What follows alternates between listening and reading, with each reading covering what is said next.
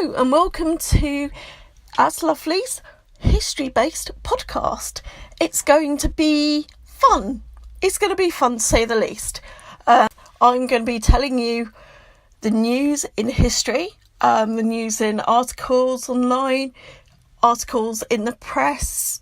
There's a lot of ways that you can find articles so that you don't have to read them. I read them for you. I do read them for you. It's going to be history based. It's going to be what I'm doing now as the first subject. The second subject is going to be what's in the press, as in social media and magazines and on the news and that type of thing. You get the gist. When I find some articles, you will be the first to know, and it's going to be the best articles from the month. Subject 3, there's also going to be a trowel of the month, which is the clanger of the month. Oh my god, it's going to be the clanger of the month, where, should we say, these people aren't very history orientated. These articles and other bits of social media, I am not going to say their locations, because unless it's in the press, I'll say the town, but I won't say the exact locations, because I don't want 3,000 people flocking there. I'm going to be asking questions. Now, this is important. Anything you want to ask me, anything at all, you just ask me, and if I can't answer it, I'll find someone who can, and I might even try and bring him on the show. So yeah, that's the gist of the show. This podcast has actually gone through so many changes. It's literally gone through like 3 or 4 changes since the first concept, since just before Christmas, when I thought, hey, why don't I do a podcast? Everyone else is doing one. Nobody is doing like a funny history one. Why not do it? So that is my call to arms, let's say. Call to arms, I sound like an ike. That's my general gist of doing this podcast. That's why I wanted to do this podcast. I'm so interested in the history, it's unbelievably true. Yeah, I sign up to various history magazines. Love history. Yeah, I do love history. So, I shall tell you a bit about myself. I am... I'm not going to say my age. No. I'm a kind of... I wouldn't call myself an influencer. I'm a small YouTuber who has a small following on Twitter and Instagram, and who loves her history. And I thought way back, why don't I do something that I really love? I used to do reactions on my channel as Lovely, and they took off my channel a little bit, but it didn't really interest me anymore. I just thought, no, definitely not. I don't want to do that anymore. I'm doing trending reactions and I just don't want to do it anymore. That's the gist of it. None of this copyright infringement or whatever. I just thought, I want to do something that I'm going to love. And if other people love it, that's fine. That is totally fine. If I only get like 3 views a week, I don't care. I'm doing something I love. I love history. I love the subjects I'm doing. And yeah, I just love it. It's totally lovely. So that's the gist of why I'm doing all the history stuff. It's very much changed. You'll see on the first bit, I've saved the logo. I've saved the little logo with the little twinkly music. I absolutely love that. I'm most proud of that, and I'm just going to I'm just going to like keep that, because I love it, and just use it, recycle it, as it were. Going back to when my first history memory, I have been going to museums since I was a child. The first memory of being in a museum is when my family took me to, I think it was my dad, they took me to Hampton Court and the National Natural History Museum, the National Gallery, and I just loved it. Back then it didn't have I don't think it had the animatronic dinosaur. Is that what you call it? I don't know. Animatronic dinosaur. Didn't have that one. But I loved it all the same. It's just, it's kind of, you're going back to a different era and you're seeing stuff that nobody's seen for like years and years and years. And everything, what you find tells a story. Everybody has their own story. Everything has a story. So if you find, let's say you dig a hole and you find a little penny from the, I'd say 1980s, that will have a story attached to it.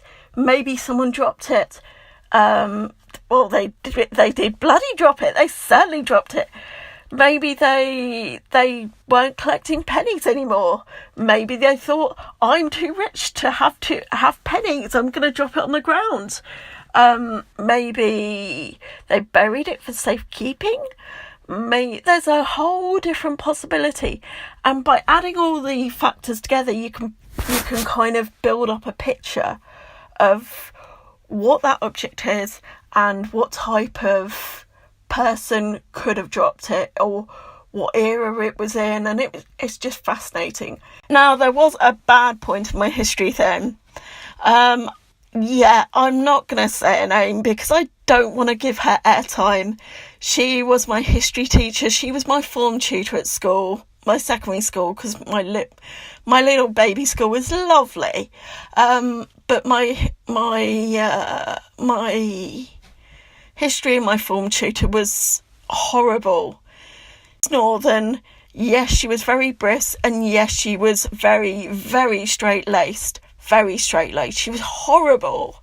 She got me into trouble for so many different reasons without looking back on it as an adult, for stuff that I wouldn't even attempt to get anybody else in trouble with. I don't understand where she was coming from. She was horrible, and yes, she was my history teacher, which means I hated history at school. That's the reason why I hated history at school.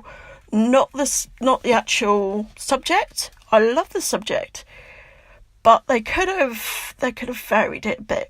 It wasn't very good. The fact that she disliked me so very much. So I didn't like history at school. The one history event at school that I remember was being taken with all my class. I think I was about 13, 14, and we all went to Hampton Court Palace, and I got actually lost in Hampton Court Palace. So, hello Izzy. I got lost in Hampton Court Palace because being a kid, you do that. The Hampton Court Palace is a basic layout of Tudor buildings, with bits tapped on the side. Yeah. Enough said that, the better. But yeah, she wasn't too impressed with the fact that I got lost and I wasn't paying attention. I wasn't listening. I was in awe of everything around, and yeah, she wasn't very nice person. She wasn't a very nice person or very clever herself. She might have been clever at her subject, but I don't know. But she wasn't a very nice person, and that's why I hated history at school. I loved art. I had my best art teacher. Mrs. J, you are amazing. I love you. But yeah, it's not an art thing, it's a history thing. So yeah, we'll stick to the history. Now, the The museums I love at the moment are Brentford. I've got a museum of music, and I absolutely adore them. It's not sponsored by them, this podcast, but I so absolutely love the fact it's kind of got all the organs, all the musical instruments from the past, and it's a very, very small museum, but it's very informative, and they're so very lovely there. And the shop, in all proportion to the museum, is huge. So yeah, I can't fault them. They were amazing with my mum, and they are totally amazing. Next is V&A. I absolutely love the V&A. I don't know when I got into the V&A. I think it was when they did the costume garden party I think it was 2 or 3 years ago now. And I love them.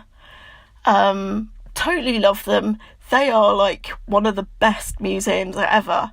You can go in there, and because it's like 4 floors of stuff, 4 or 5 floors.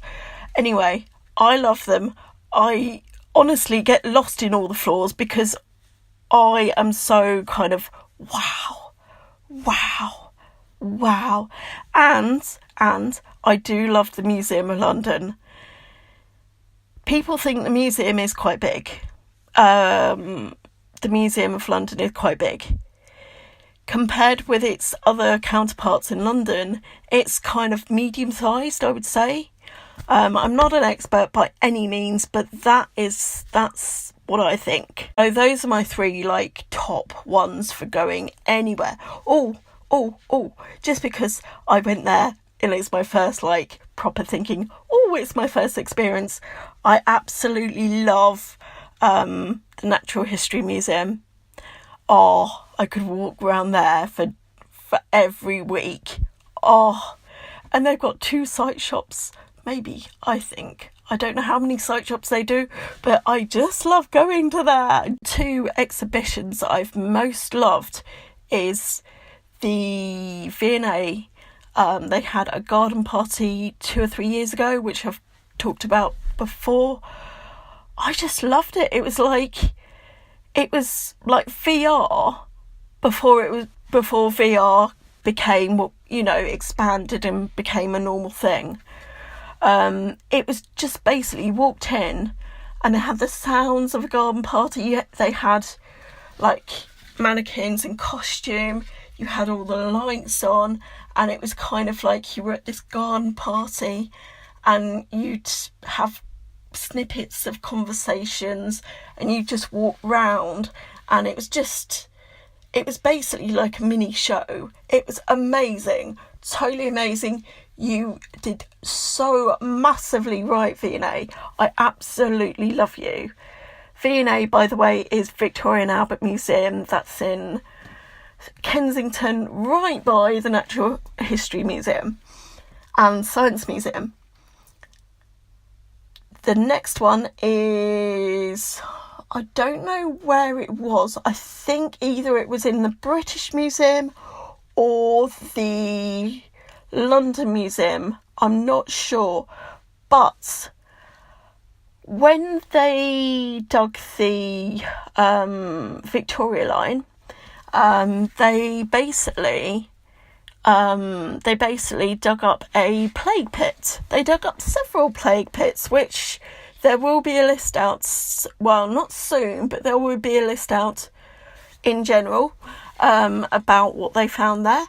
But they found this plague pit, and they put on it's a bit macabre, but it's so fascinating to see what people ate, what people were like, and they basically put bones that they found out on display as like, it was only small, it was only like 1 room, maybe 2 rooms, and it was just, I can't remember what it's called.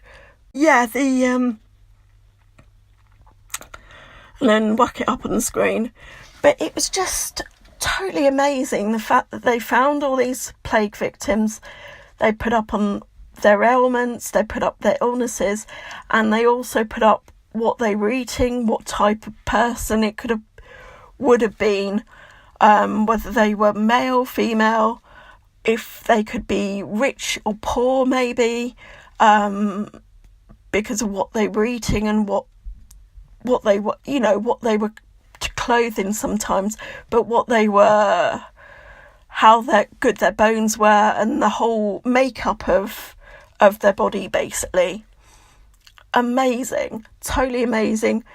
Bit macabre, yes, but I spent I think it was a couple of hours in 2 rooms. It was just fascinating reading about people's lives in the 14th and 15th century. It's basically about the people and about the people who lived before you. We haven't got any questions this week because I was a bit too not on the mark for doing the twitterings. So yeah, I am going to end my podcast here. And if you like what you hear and you think I'm amazing, which I am, to be quite honest, I am, please please share, and please subscribe. If you'd like to go and see who I am and what I do, please go to aslovely at Twitter, and then you'll see all my bits and pieces. I'm on Instagram as _aslovely and _10facts. Please go and have a look there. You'll get all my relevant websites, social media, blah-de-blah-de-blah, all of that from there. And the next one of these is going to be either middle of the month or next month, when I will have questions. I do apologise.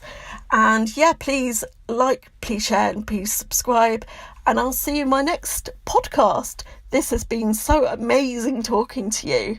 So amazing talking to you, and have a lovely day. Goodbye.